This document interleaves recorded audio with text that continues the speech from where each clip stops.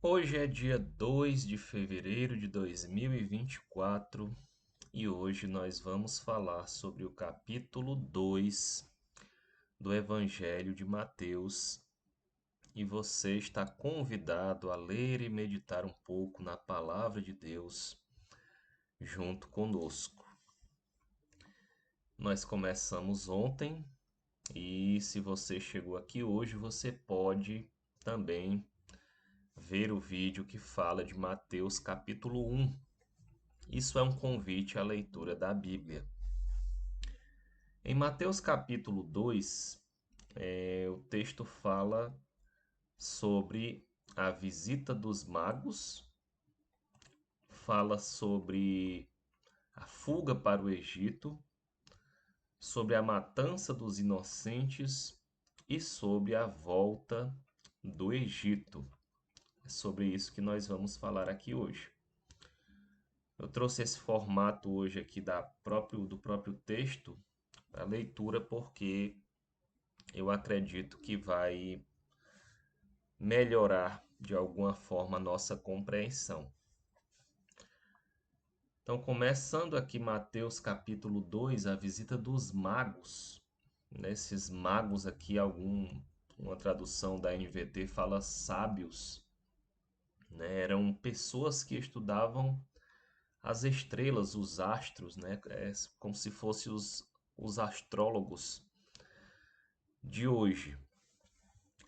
Diz assim a palavra: Tendo Jesus nascido em Belém, da Judéia, em dias do rei Herodes, eis que vieram os magos do Oriente a Jerusalém. Então, aonde que se passa o cenário aqui de Mateus capítulo 2? Aqui, capítulo 1 falou sobre a genealogia e o nascimento de Jesus, e o capítulo 2 vai seguir essa história trazendo aqui alguns detalhes. Então, Jesus nasceu em Belém, da Judéia, certo? E nós vamos já falar sobre isso em dias do rei Herodes. Quem era o rei a essa época? Era o rei Herodes. Se a gente abrir aqui um mapa, né, nós estamos aqui no Brasil, certo? No continente sul-americano, mas essa história, eu vou mover aqui essa história lá para o continente africano, né? E estamos aqui no entorno do mar Mediterrâneo, aqui entre a Europa, entre o continente europeu e a África, na região do mar Mediterrâneo, e aqui nós temos o Egito, e aqui nós temos a região de Israel, né? Onde inclusive atualmente está acontecendo uma guerra. Então nós temos Israel, nesse entorno aqui do mar Mediterrâneo, Cairo, que fica no Egito, e aqui nessa região que vai acontecer, que vai se passar essa situação, esse contexto bíblico de Mateus capítulo 2, certo? Se a gente modificar aqui também no mapa da época, eu estou aqui nessa mesma região. Se a gente observar aqui nesse mapa, nós temos três regiões aqui de Israel. Deixa eu pegar aqui só para modificar. Nós temos a região da Galileia, que está aqui. Nós temos a região de Samaria, que está aqui. E nós temos a região da Judéia, que é mais ao sul de Israel, né, nesse formato aqui. Então, Israel tinha essas três regiões: Galileia, Samaria e Judéia. Judéia é como se fosse o centro, a capital de Israel, né? Vem da tribo de Judá. Foi a essa tribo a que foram feitas as promessas de Deus. Samaria, né, na divisão, ficou aí uma parte mais ao norte, E a Galileia, gente, é como se fosse a periferia de Israel, né, com um lugar até um pouco discriminado, um lugar periférico, que já fazia fronteira aqui com outras regiões. Então, nesse contexto aqui, haviam essas três regiões. E por que que eu estou trazendo esse contexto aqui? Porque fala que, tendo nascido Jesus em Belém da Judéia, ou seja, Judéia era essa região aqui ao sul, foi aqui que Jesus nasceu, na cidade de Belém. Então, estou circulando aqui também Belém, que foi a cidade em que Jesus nasceu, certo? Essa época. Em dias do rei Herodes. Quem era o rei nessa época? Era o rei Herodes. Só que aqui a Bíblia não conta nessa parte, porém, nessa época, nesse período, Israel estava sob o domínio do Império Romano. Eu trouxe aqui um outro mapa, e nesse mapa aqui a gente consegue ver o domínio do Império Romano, certo? O período aqui um pouco depois de Cristo, mas a gente consegue ter uma noção de que da imensidão, né, na qual o Império Romano aqui havia conquistado em toda essa região aqui no entorno do Mar Mediterrâneo, inclusive na região aqui da Judéia, certo? Também aqui sob domínio do Império Romano. Eu vou circular aqui para a gente visualizar. Então, essa região da Judéia, né, inclusive do próprio Egito também, estava sob o domínio aqui das províncias do Império Romano. Então, é nesse contexto aqui que acontece essa situação, né? Tendo Jesus nascido em Belém da Judéia, em dias do rei Herodes, eis que vieram os magos do Oriente, né, esses sábios, esses astrólogos, e eles vieram do Oriente a Jerusalém. A gente não sabe exatamente de onde eles vieram, mas eles estavam do Oriente, né? Então estavam aqui para essa região aqui. Eu vou dizer que isso daqui é o Oriente. E eles vieram aqui do Oriente em direção a Jerusalém. Jerusalém está aqui em cima, aqui nesse mapinha aqui em cima de Belém. Eles estavam se dirigindo para Jerusalém. E perguntavam: onde está o recém-nascido rei dos judeus? Porque vimos a sua estrela no Oriente e viemos para adorá-lo. Certo? Então, esses magos estudavam as estrelas, estudavam os astros, porém aqui eles falam que viram a sua estrela. A estrela de quem? Do recém-nascido rei dos judeus. Esses estudiosos de alguma forma entenderam que, eu imagino que essa estrela era diferente das outras estrelas. Eles estudavam as estrelas no céu, porém eles viram uma estrela que não era uma estrela comum, ou que não tinha um movimento comum. O próprio Deus que criou a estrela fez os seus sinais, né? Criou o céu, criou o sol, a lua, as estrelas. Ele fez os seus sinais, ligados aqui, associados ao nascimento de Jesus, ao nascimento do Cristo, do Messias. E ele diz aqui: e viemos para adorá-lo. A postura aqui é de adoração. E o curioso aqui também que a gente vê é que Jesus, desde recém-nascido aqui, antes de ele nascer, as pessoas já vinham com a intenção de adorá-lo. E a gente vai ver que ele, recém-nascido, já recebeu adoração também. Tendo ouvido isso, alarmou-se o rei Herodes e com ele toda a Jerusalém. Ora, o rei Herodes era rei aqui da província da Judéia.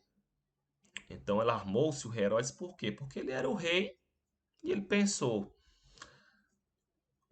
olha o que estava sendo perguntado aqui, onde está o recém-nascido rei dos judeus?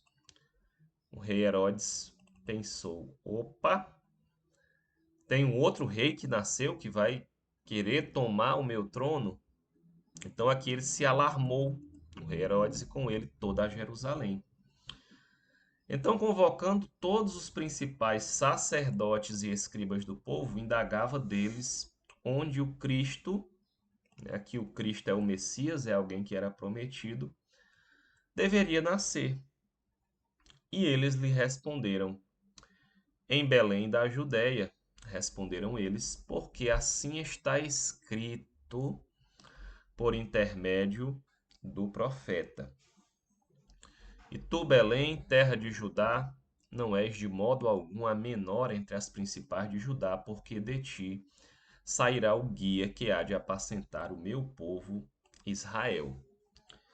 Então, o versículo 6 é a primeira profecia. Essa profecia está no livro de Malaquias. Então, eles sabiam, né, os astrólogos aqui, os magos, receberam sinais do nascimento do Messias, mas eles não sabiam aonde ele iria nascer. Quem sabia? Os estudiosos da palavra. Quem eram os estudiosos da palavra? Os principais sacerdotes e escribas. E eles disseram que, segundo as profecias, ele nasceria em Belém da Judéia. Por quê? Porque está escrito. Então, isso comprova aqui o cumprimento das profecias de Deus. Essa é só a primeira, mas aqui fala de mais 4 profecias, de 4 profetas diferentes. Essas profecias envolvem os profetas Malaquias, Oséias, Jeremias e Isaías, e todas elas se cumpriram. Isso traz evidências de que essa palavra é verdadeira e de que o que foi profetizado na palavra de Deus, de que a palavra de Deus vai se cumprir. Por que que ela vai se cumprir? Porque grande parte da palavra de Deus já se cumpriu. É isso que a história nos mostra. Com isto, o rei Herodes, tendo chamado secretamente os magos, inquiriu eles com precisão quanto ao tempo em que a estrela aparecera.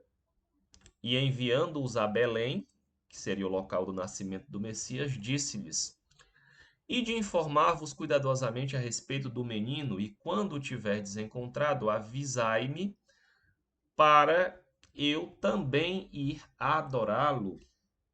O rei Herodes disse aos magos que também queria ir adorar ao menino, né? Mas ele, na verdade, queria matar esse menino que supostamente seria o rei e tomaria o seu trono. Depois de ouvirem o rei, partiram, e eis que a estrela que viram no oriente os precedia, até que, chegando, parou sobre onde estava o menino. Então, a estrela foi se movendo no céu do oriente em direção a Belém, nessa região. A estrela veio se movendo aqui lá do céu e ela foi em direção a Belém, até que ela parou sobre onde estava o menino, o Messias que havia nascido.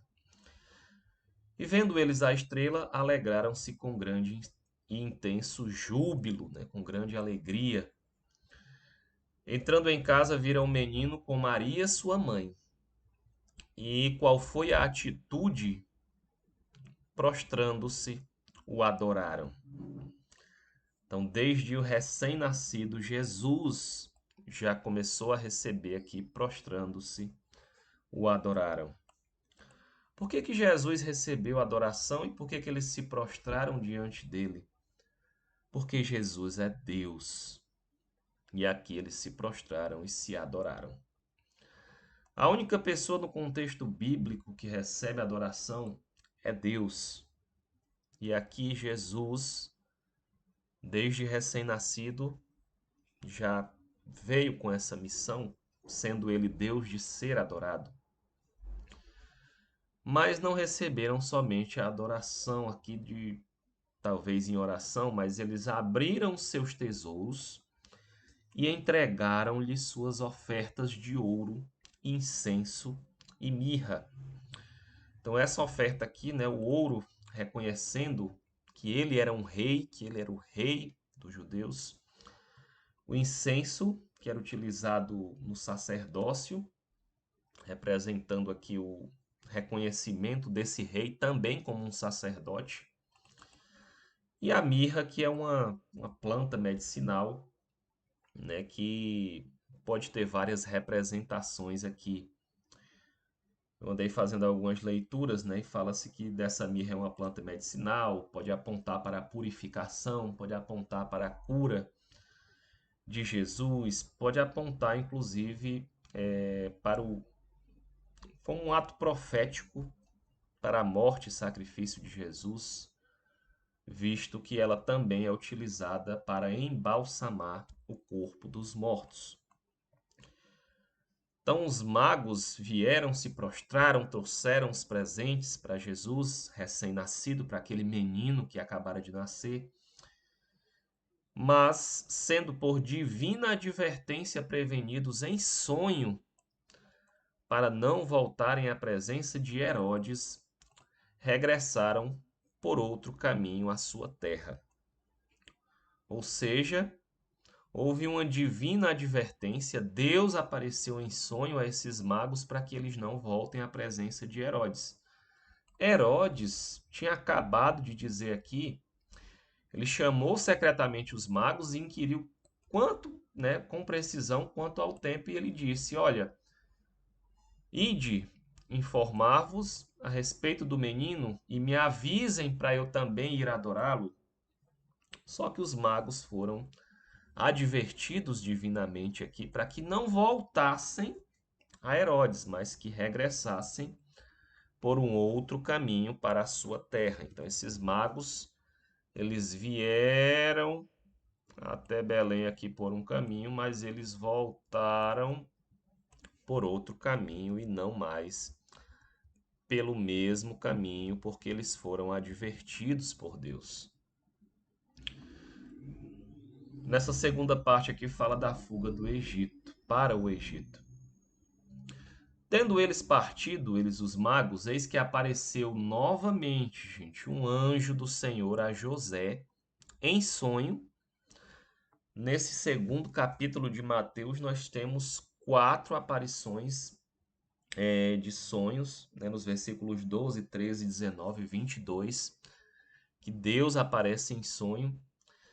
Então, Deus pode falar por meio de sonhos, né? Só que Deus não é Deus de confusão. Nessa aparição aqui em sonhos, Deus não deixa nenhuma dúvida do que tem que ser feito. Deus não deixa dúvida. Ah, será que foi Deus que falou comigo? Será que foi? Se foi da parte de Deus, você não terá dúvida. Você vai ter uma convicção dentro de você, no teu espírito, de que foi Deus que falou contigo em sonho. E disse, tendo eles partido, eis que apareceu um anjo do Senhor a José em sonho e disse: dispõe-te, toma o menino e tua mãe e foge para o Egito e permanece lá até que eu te avise, porque Herodes há de procurar o menino para o matar. Então aqui mostra qual era a real intenção do rei Herodes, que se sentiu ameaçado. Dispondo-se ele, tomou de noite, eles fugiram na noite aqui, o menino e sua mãe, e partiu para o Egito. Então José com Maria e o menino recém-nascido partiram para o Egito. E lá ficou até a morte de Herodes, para que se cumprisse o que fora dito. Aí aqui é um novo. Por que Jesus foi para o Egito? Para que se cumprisse o que fora dito pelo Senhor por intermédio do profeta: do Egito chamei o meu filho. Aqui uma profecia que está escrita no livro do profeta Oséias. Então, novamente, o cumprimento profético, novamente, as profecias de Deus se cumprindo, as profecias do Velho Testamento se cumprindo no Novo Testamento. Mas Deus tem muitas profecias que ainda não se cumpriram. Então, o que foi que Jesus fez aqui? Aliás, o que foi que José e Maria, levando Jesus, eles saíram da Judéia na direção aqui sudoeste e saindo da Judéia na direção sudoeste, se chega aonde? Deixa eu só abrir aqui o outro mapa.